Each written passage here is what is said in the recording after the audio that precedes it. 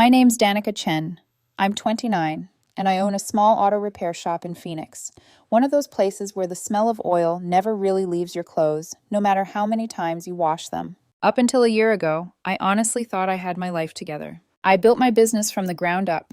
I bought a decent townhouse, and I drove my pride and joy, a restored 68 Camaro I'd been working on since my early 20s, piece by piece, paycheck by paycheck, like a promise I refused to break. Then I got engaged to a man whose family saw my hands and decided they knew my worth. About 3 years back, I met Ethan Taylor. He was 27, worked as an office manager at a law firm, and people gravitated toward him like he had gravity built into his bones. Sharp sense of humor, quick mind, and the thing that hooked me, he could actually talk cars without pretending. He didn't do that condescending, aw, cute hobby thing. He asked real questions. He listened. He remembered.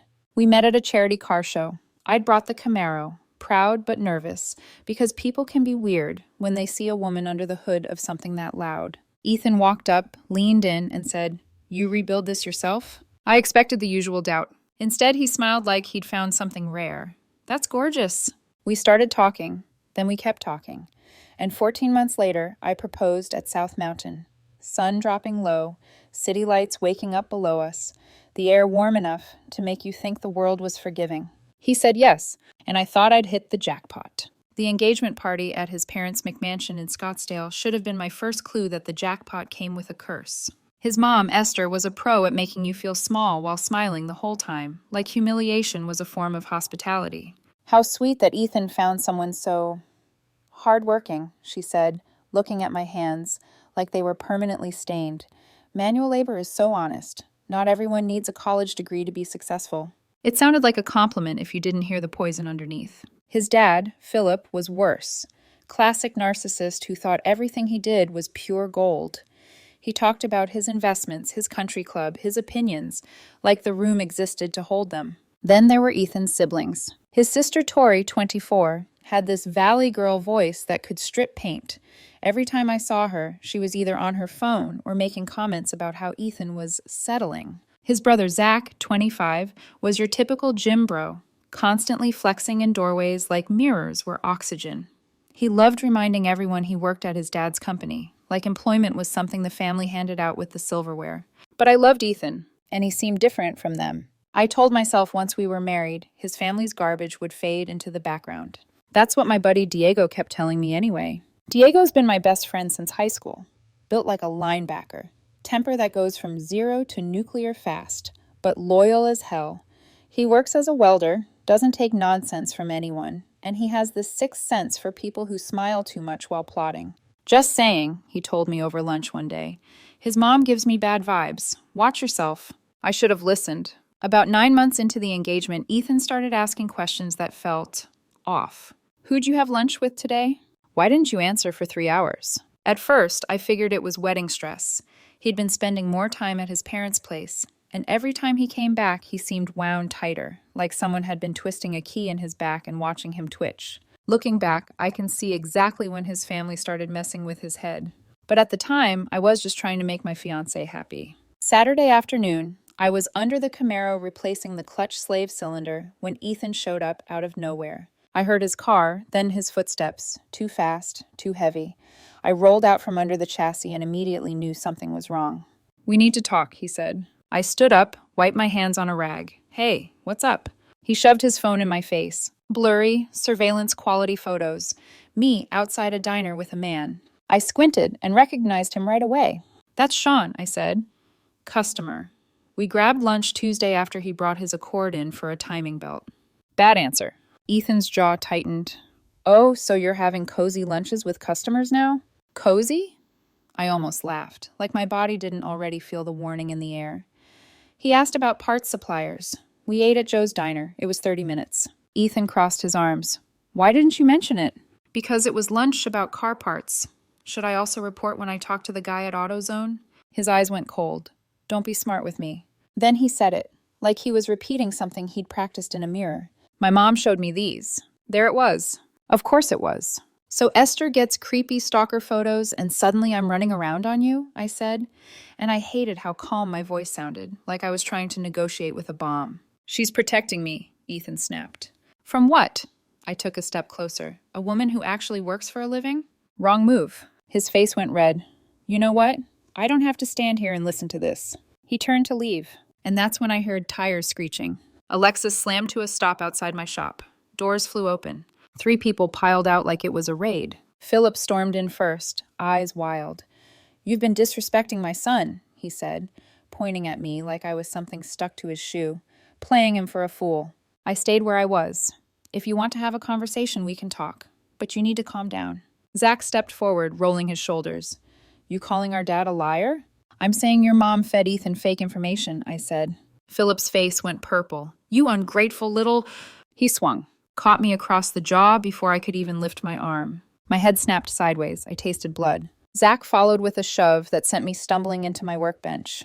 Tools crashed to the floor. I tried to throw a punch back, caught Zach in the ribs, but Philip grabbed me from behind.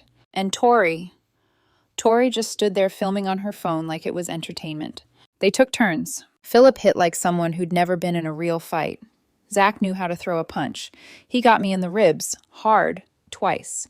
At some point, I went down, and Zach kicked me while I tried to cover my head. Through it all, Ethan just watched. Didn't scream, didn't stop them, didn't even look horrified. He stood at the entrance like a statue with a heartbeat. And that hurt worse than the beating. Philip finally backed off, breathing hard. Touch my son again, he snarled, and I'll put you in the ground. Then they left. All of them. Ethan was last. He looked down at me, bleeding on my own shop floor, and said, We're done. Consider this me dodging a bullet. Then he walked out like he hadn't just watched his family turn my workplace into a crime scene. I lay there for a minute, blinking up at the fluorescent lights, listening to my own breathing hitch around pain that felt sharp and wrong. Busted lip, ribs screaming, shop wrecked. Camaro still on jack stands, silent witness. I pulled myself up, grabbed my phone, and called Diego. He answered on the second ring. Yo, what's up? I need a ride to the ER, I said. Just got jumped at the shop. Dead silence. Then, low and deadly. Who? Ethan's family, I rasped. Long story. Can you be here in 5? I'm already on my way. He showed up in 4 minutes. And when he saw my face, his expression went dark in a way that made me realize, whatever I thought this was, it was about to become something else. Because the moment the ER doctor said, you should file a police report, something inside me stopped trying to survive quietly. They came onto my turf, on my property, and tried to destroy me based on lies. That wasn't a misunderstanding. That was a message. And if they wanted a war, I was done being the woman who just took the hit and stayed silent. Monday morning, I looked like I'd been hit by a truck. Both eyes were bruised. My lip was swollen and stitched, pulling every time I tried to speak. And every breath felt like a reminder that my ribs weren't just sore. They were injured, the kind of pain that doesn't fade when you change positions. Diego pulled up in his old pickup like he was arriving at a battlefield. He didn't say good morning. He didn't ask how I slept. He just looked at me, jaw clenched, and said, We're doing this. Yeah, I said, voice rough. We're doing this. He drove me to the police station because my hands were shaking too hard to trust myself behind the wheel. Not from fear, from rage. The station smelled like coffee and disinfectant, like exhaustion trying to cover up the stink of human mess. Diego stayed beside me the entire time, arms crossed, eyes scanning like he expected Philip Taylor to burst through the doors and finish the job. At the front desk, I said, I need to file a report for assault. The officer's eyes flicked up, took in my face, and the tone of the room shifted instantly. I didn't have to beg to be taken seriously. I didn't have to explain why it mattered. My injuries did all the talking. They brought us into an interview room, and about 10 minutes later, a detective walked in. Mid-40s, tired eyes, calm posture that made you feel like he'd already seen every version of this story.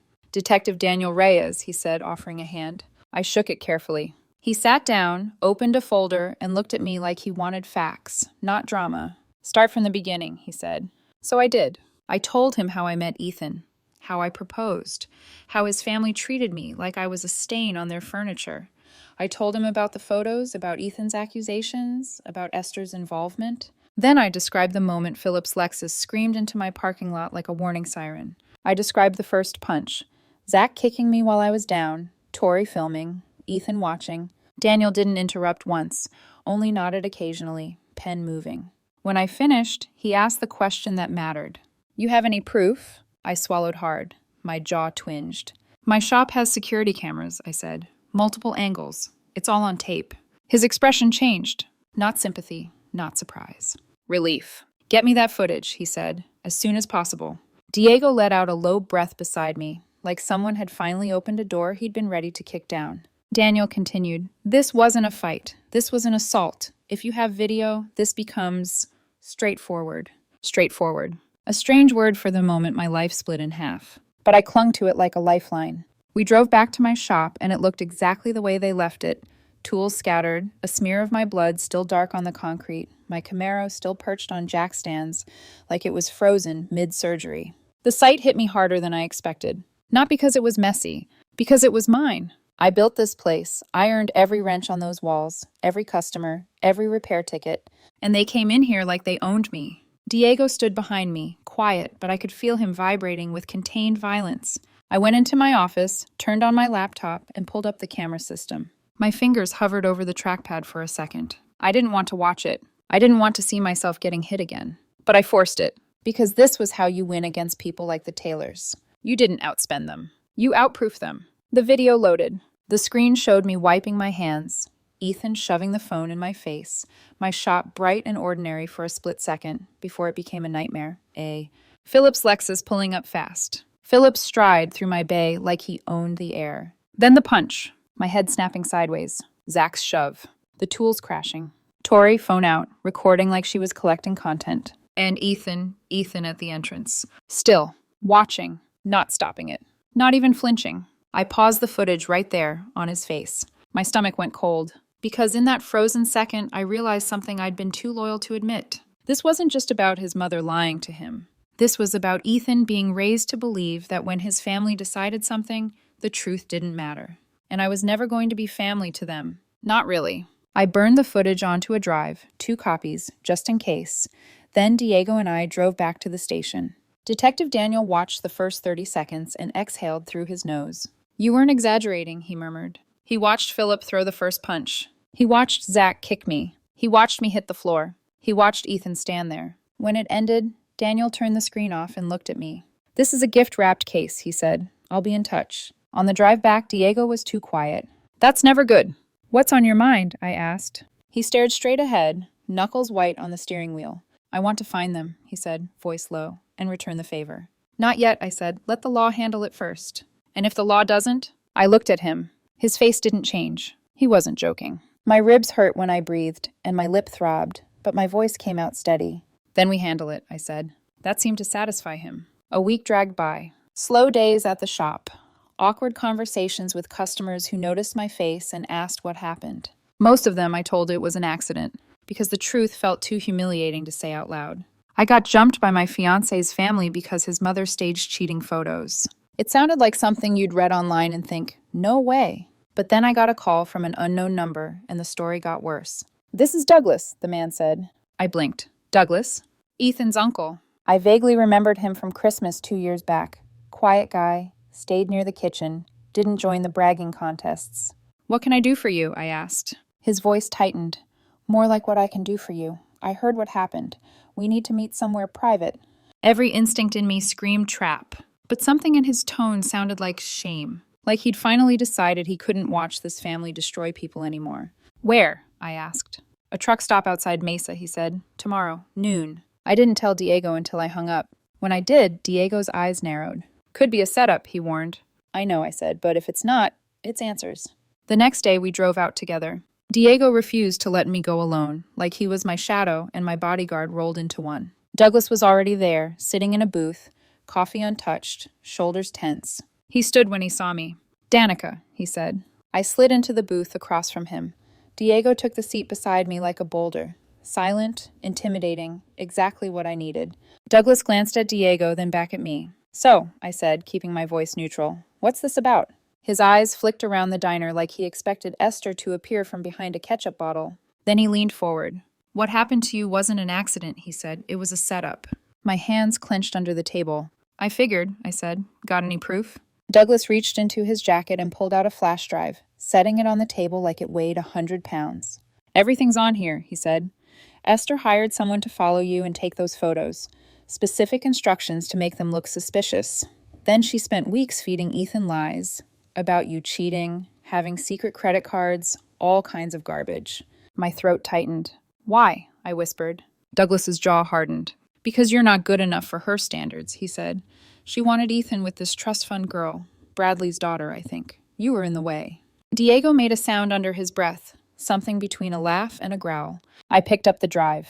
My fingers trembled, not from weakness, but from the weight of what it meant. What exactly is on here? I asked. Text messages between Esther and the photographer, Douglas said. Emails about the plan.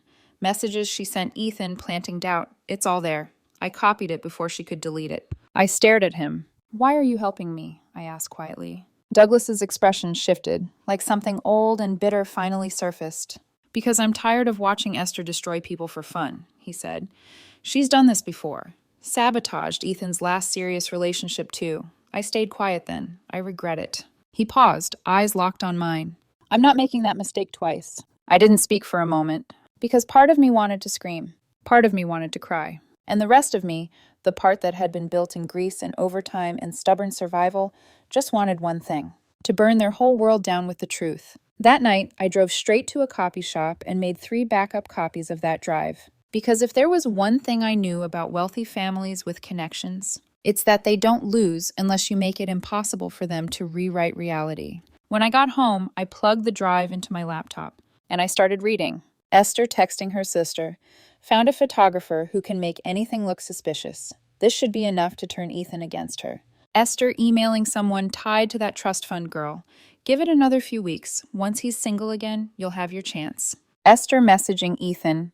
I hate to be the one to tell you this, but I saw her with another man. They looked very comfortable together. Lie after lie after lie. A paper trail of manipulation so clear it felt like Esther had written a confession and signed it with perfume. By the time I finished, it was 2 a.m., and my anger had crossed a line. It wasn't hot anymore. It was cold. The kind of anger that doesn't shout. The kind that plans. The next evening, Diego showed up at my place with pizza and drinks. He watched me scroll through the messages in silence, his face tightening more with every line. When I finally set the laptop down, Diego leaned back and grinned like a man who'd just been handed permission. So, he said, casual as a joke, funny story. I narrowed my eyes. Diego. He held up his hands. Just listen. Remember how Zach drives that silver BMW? The one Daddy bought him? I stared. Diego's grin widened. I ran into it at the gym parking lot last night, he said. Real late, nobody around. My stomach sank. Diego, what did you do? He shrugged like he was talking about changing a light bulb. Relax. I didn't cut anything, he said. Then, with a wicked little glint in his eyes, but I did disconnect his battery cable. Loosened his serpentine belt enough that it'll squeal loud and maybe snap in a few days. I blinked. And, he added, chewing his pizza, for good measure, I let the air out of all 4 tires.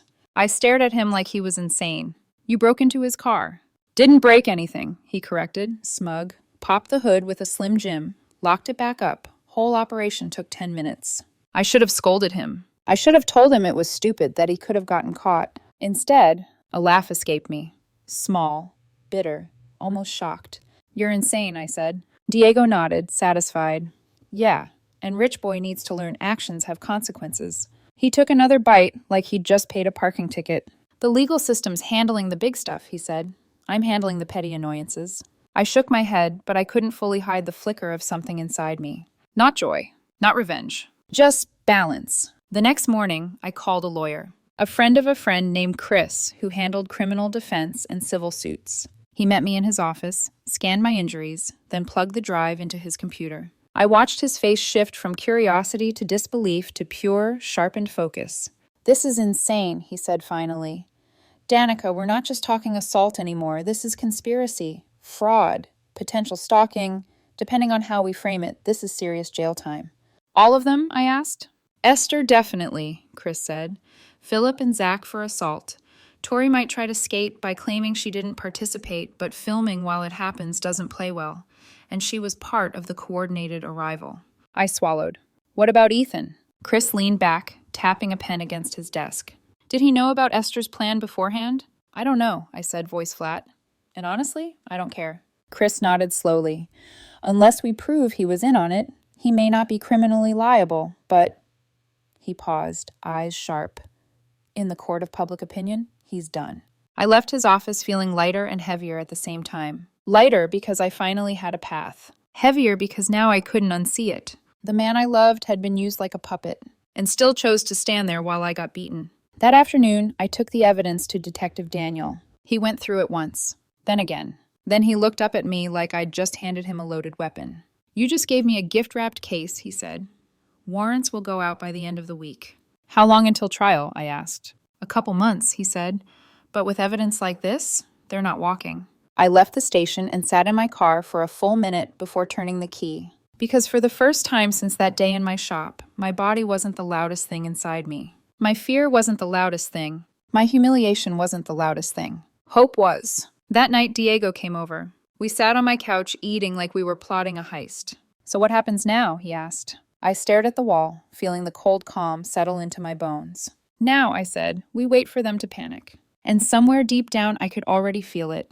The Taylors were about to learn something they'd never had to learn in their lives. Money doesn't erase consequences. It only delays them. The panic didn't take long. 2 days after Detective Daniel confirmed the warrants were moving forward, my phone started lighting up like I'd kicked a hornet's nest. First came Philip. I didn't recognize the number, but the voicemail told me everything. "Danica," he said, voice noticeably softer than the man who'd punched me. "We should talk this out like adults. There's no need to involve the legal system. Families have disagreements. Things got out of hand." I deleted it without responding. Then Zach tried. A text from a new number, long and dramatic, filled with words like family, loyalty, respect. It ended with, "Let's settle this face-to-face, like adults." I screenshotted it and forwarded it straight to Chris. He replied almost instantly, "Perfect. Keep them coming." Tori went the emotional route. She sent a message saying Ethan was devastated, that he'd been manipulated, and asked if I really wanted to destroy an entire family over a misunderstanding. Diego laughed out loud when I showed him. "Overreacting?" he said.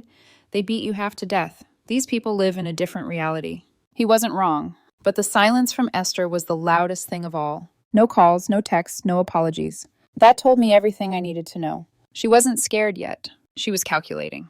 And then there was Ethan. He didn't stay quiet. First, it was texts from numbers I didn't recognize. Then voicemails. His voice breaking, apologizing, insisting he'd been lied to, that he didn't know his mom was capable of something like this. Then he started showing up. At places. Like my life was still something he had access to. He caught me at the grocery store on a Thursday night while I was standing in the energy drink aisle, ribs aching, just trying to get through a normal errand without being stared at.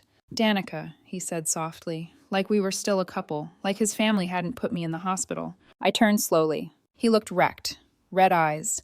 Mascara-smudged lashes like he'd been crying in his car. "Please," he said, "can we talk?" "No," I replied. "I didn't know what my mom was doing," he rushed. "She manipulated me. She showed me those photos and—" "You believed her," I said, voice steady. "And you stood there while they beat me." His mouth opened, then closed. "I was in shock," he whispered. "No," I said, "you were choosing." People were starting to glance over. I grabbed my basket and stepped past him. "But I love you," he said, desperation cracking through his voice. I stopped and looked at him for the first time. "You loved the idea of me," I said quietly, "until your mom told you I wasn't good enough. Then you threw me away like garbage." His face crumpled. I didn't stay to watch. The weekend brought escalation. Philip's lawyer called Chris trying to negotiate a settlement. "My clients are willing to cover medical expenses and offer compensation if Ms. Chen agrees to drop the charges." Chris put the call on speaker so I could hear. "How much compensation?" I asked. $20,000. I laughed. Actually laughed. "Tell them I'm not interested," I said. "See you in court." The lawyer sputtered something about trials being risky, about reputations, about everyone losing. Chris cut him off clean. "My client has video evidence of the assault, digital proof of conspiracy, and documented injuries. Your clients are going to prison. The only question is how long." Click. Monday morning, Diego showed up at my shop with coffee and news. "Ran into Zach at the gym last night," he said, grin slow and dangerous. My stomach tightened. "And?" "He got in my face, said you were making a mistake, that his family's lawyers would destroy you." "And you said—" Diego took a sip of coffee. I told him lawyers can't argue their way out of video evidence. Then I suggested he focus on staying pretty for his upcoming mugshot. My heart skipped. "Diego." "Relax," he said. "Here's the best part." He took a swing at me. My breath caught. "Please tell me you didn't—" "I ducked," Diego said calmly. He hit the mirror behind me. Gym management threw him out. I stared at him. And the cameras? I asked. Diego's grin widened. Oh, they caught everything. I filed a police report for attempted assault. I leaned back against my workbench, stunned. Chris loved it. Another charge, he said later. Another nail in the coffin, a clear pattern of violence. That same week, I started noticing a car following me. Black Cadillac, tinted windows. It never got close, never did anything obvious, just stayed there long enough for me to notice. I mentioned it to Detective Daniel. 2 days later, he called back. We tracked it, he said. Private investigator firm. Esther hired them. Of course she did. She's trying to dig up dirt on you, Daniel added. Anything to discredit you before trial. Good luck, I said. My life's boring. Daniel chuckled. That's exactly what the investigator said when we interviewed him. 3 weeks before trial, Ethan made one last attempt. He showed up at my shop on a Wednesday afternoon, walked straight past my front desk employee, and found me in the bay replacing brake pads on a Honda. Danica, he started. I didn't look up. Then why are you here? I asked. Because I need you to know I'm sorry, he said. My mom, my dad, they convinced me you were someone you're not. I was stupid. Yeah, I said, you were. He flinched. Can't you forgive me? He asked. We had something real. I finally looked at him. Dark circles under his eyes. Shoulders slumped. The man who once felt like my future now looked like a stranger begging for access to a life he'd already burned. We did have something, I said. Right up until you trusted your manipulative mother over the woman you claimed to love. It ended the second you watched them beat me and did nothing. They're going to prison, he said quietly. My whole family is falling apart. Should have thought about that before they jumped me, I replied. I turned back to the car. Doors that way. He left crying. My employee raised his eyebrows but didn't say a word. Smart kid. That night, Diego came by with takeout. We ate in my office, the hum of the shop settling into the walls around us. Trial's in 3 weeks, I said. You ready? He asked. I nodded. More than ready. He cracked open his fortune cookie, read it, and snorted. What? I asked. It says, justice takes patience. I smiled faintly. Good, I said, because they're about to run out of it. And deep down, beneath the bruises and the exhaustion, I felt something solid forming. Not revenge. Not hatred. Resolve. Because the truth was already moving, and there was nothing the Taylors could do to stop it now. Trial prep turned my life into a strange, rigid routine. 3 times a week, I sat in Chris's office, answering the same questions again and again. Dates, times, exact words, exact movements. He wasn't being cruel. He was being careful. Defense attorneys don't look for truth, he told me once. They look for cracks. We don't give them any. We practiced cross-examination until my throat felt raw. Why didn't you walk away sooner? Did you raise your voice? Isn't it possible emotions were high on both sides? Every question felt like it was trying to pull me back onto that shop floor. Chris would stop me mid-answer. Slower, calm, facts only. By the end of each session, I was exhausted in a way sleep didn't fix. But I was ready. Diego came with me to one prep session, sitting in the corner like a watchful statue. On the drive back, we stopped at a diner near the shop. You're scary calm about all this, he said between bites of fries. What do you want me to do? I shrugged. Fall apart? Most people would. Most people didn't spend their 20s building something from nothing, I replied. Work helped. Fixing cars was the one place my mind shut up. Metal made sense. Problems had causes. Solutions existed. One afternoon, while I was elbow deep in an engine bay, Evan, my front desk guy, poked his head in. Boss? He said carefully. There's a woman out front. Says her name's Esther. My wrench slipped. For half a second, my heart thudded hard enough to make my ribs protest. Esther? I repeated. Yes, Evan said. Should I tell her you're busy? Part of me wanted to say yes. Another part, the colder, steadier part, wanted to look the architect of my nightmare in the eye. I'll handle it, I said. I washed my hands slowly, wiped them on a clean rag, and walked to the waiting area. Esther stood there like she didn't belong in the same air as my shop. Designer coat, perfect hair, eyes scanning the room like she was cataloging flaws. When she saw me, her expression shifted into something she probably practiced in a mirror. Concern, regret, politeness. Danica, she said, we need to talk. We really don't, I replied. Please, she said, 5 minutes. I crossed my arms. You've got 2. Her jaw tightened almost imperceptibly. She glanced toward Evan. Perhaps we could speak privately? Anything you have to say, I said evenly, you can say in front of my employee. The mask cracked. Just a little. What happened was a misunderstanding, Esther said carefully. Things escalated in ways no one intended. You hired someone to follow me, I said. That's not a misunderstanding. I had concerns, she replied. As a mother, you framed me, I cut in, and your husband and son beat me in my workplace. Her lips pressed thin. Perhaps I acted rashly, she said, but I was only trying to protect my son. By orchestrating an assault? I asked. Interesting parenting choice. Her eyes hardened. If you drop the charges, she said, lowering her voice, we're prepared to offer substantial compensation, enough to expand this business. The way she said business, like it was a lemonade stand run by a child. I'm not interested, I said. Her fake concern evaporated. You're making a mistake, she snapped. We have resources, connections. You're just a mechanic. You think you can win? I met her gaze without flinching. I don't think, I said. I know, because I have evidence. You have money and illusions. Her face flushed red. You're going to regret this, she hissed. Pretty sure that's your future, I replied. Not mine. Now get out of my shop before I call the police. For a moment, I thought she might explode. Instead, she spun on her heel and walked out, leaving behind a cloud of expensive perfume and burning entitlement. Evan let out a low whistle. That's the woman who started all this? He asked. That's her, I said. And she's the reason this ends in court. That evening, Chris called. Esther's lawyer just filed a motion to suppress the evidence Douglas provided, he said, claiming it was obtained illegally. My stomach tightened. Will it work? No, Chris replied calmly. Douglas had legitimate access. It's a desperation move. Good. The night before trial, sleep refused to come. My mind replayed everything.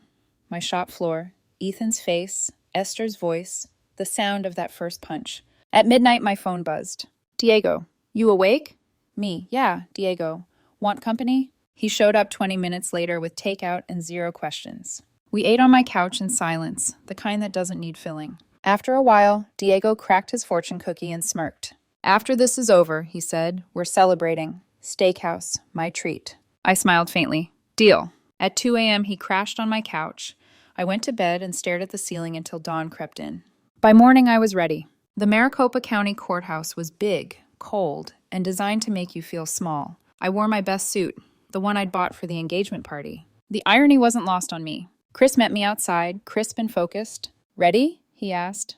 Born ready, I said. Inside the courtroom, the Taylors were already seated with their legal team, some high-powered Scottsdale firm that probably billed more per hour than I made in a week. Philip looked pale, Zach jittery, Tori stiff. Esther sat ramrod straight, chin lifted, still pretending she had the upper hand. Ethan sat in the back. Our eyes met for half a second. I looked away. Some doors close so completely they don't deserve another glance. Jury selection took most of the morning.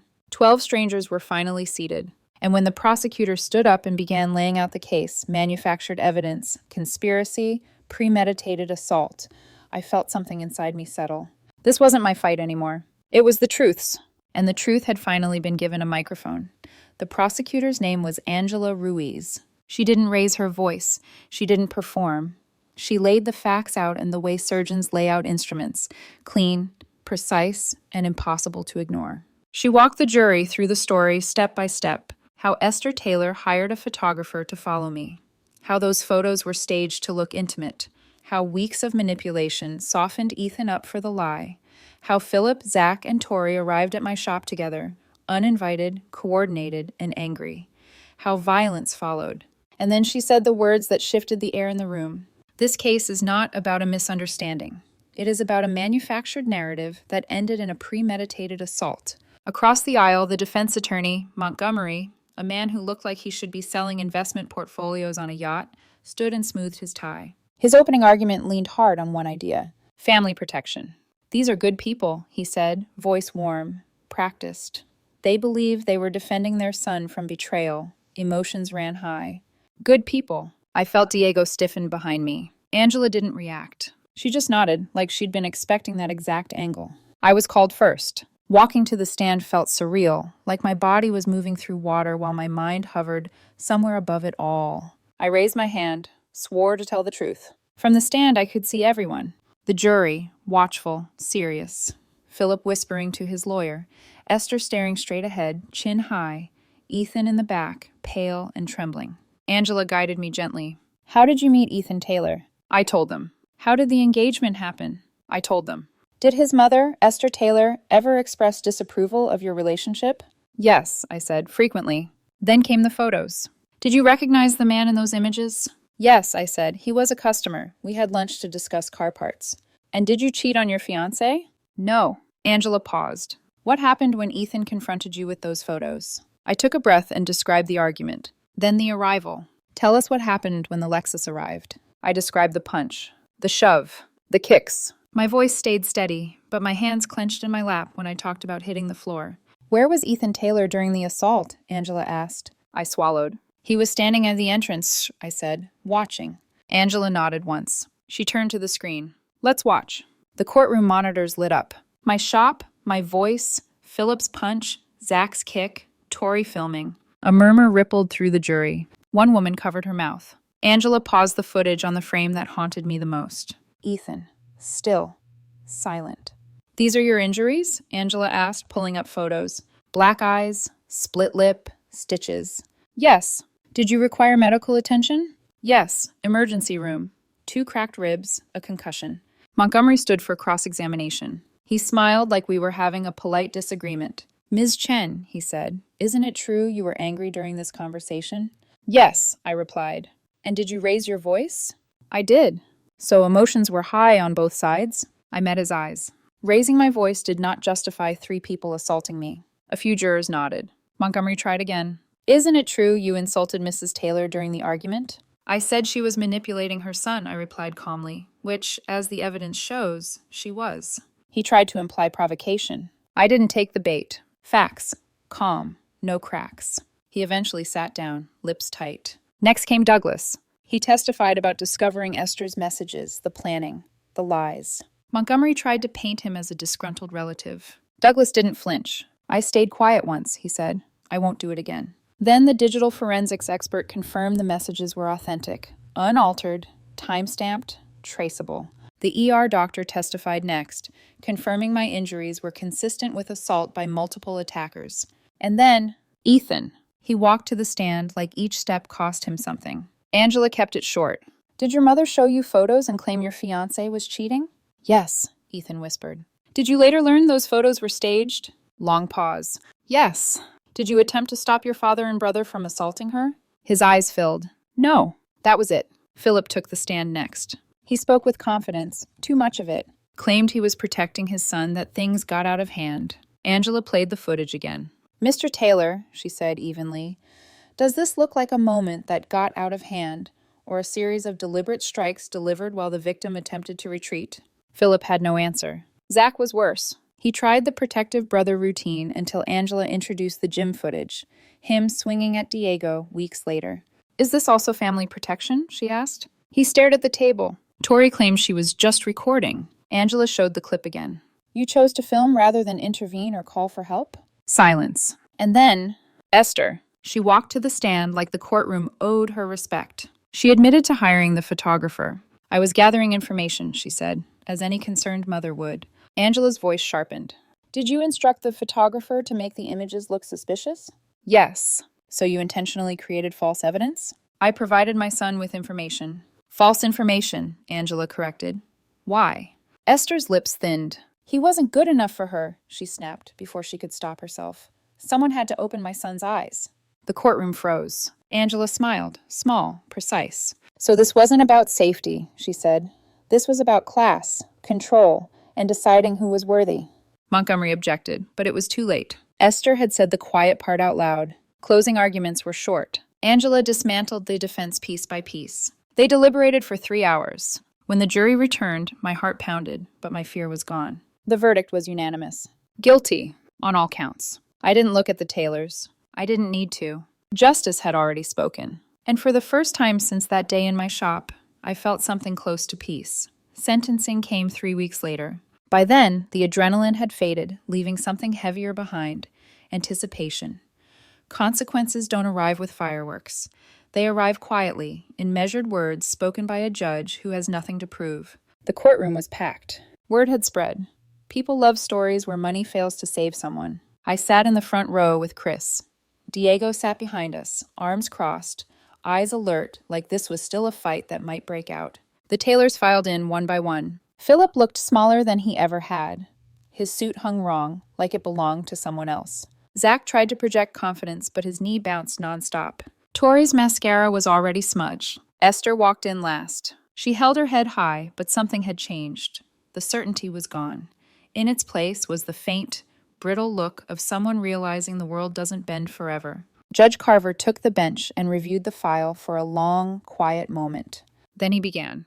Mr. Philip Taylor, please stand. Philip rose. You orchestrated and participated in a violent assault based on fabricated evidence, Judge Carver said evenly. Your role as a parent does not excuse criminal behavior. The gavel struck. 18 months in Arizona State Prison. Eligible for parole after 14. Philip's face drained of color. Mr. Zach Taylor, 16 months. Parole after 12. Zach swallowed hard, bravado finally gone. Ms. Victoria Taylor, 10 months. Judge Carver didn't soften his voice. Recording a violent assault instead of intervening demonstrates a complete lack of moral character. Then came Esther. She stood like she was being forced into something beneath her. Mrs. Esther Taylor, Judge Carver said, voice firm. You orchestrated an elaborate scheme to destroy an innocent woman's relationship and reputation. This was calculated cruelty, motivated by classism and control. Esther opened her mouth, but her lawyer touched her arm. 20 months, Judge Carver continued. No parole eligibility for the first 16. Additionally, you are ordered to pay $85,000 in damages to Ms. Danica Chen for medical expenses, lost wages, and emotional distress. For the first time, Esther looked truly afraid. One by one, they were cuffed and led away. Zach glanced back once, like he expected sympathy. I gave him nothing. Outside the courthouse, the sun felt too bright. Diego clapped a hand on my shoulder. Food, my treat. We went to a hole-in-the-wall burger place near my shop. No pretension, no white tablecloths. Just grease and quiet. To consequences, Diego said, raising his soda. To consequences, I echoed. The fallout came fast. Philip filed for divorce from prison. I found out a month later when Douglas called. Thought you'd want to know, he said. Turns out Esther was having an affair with a country club tennis pro for 3 years. Spent over $200,000 on him. I laughed, short and disbelieving. She framed me for cheating, I said, while she was actually cheating. Poetic, isn't it? Douglas replied. Philip took everything in the divorce. House, cars, accounts, reputation. Esther would leave prison with nothing. Ethan lost his job soon after the verdict. The firm didn't want the publicity. He moved back home, what was left of it anyway. Me? My shop got busier. People talked. Customers told their friends.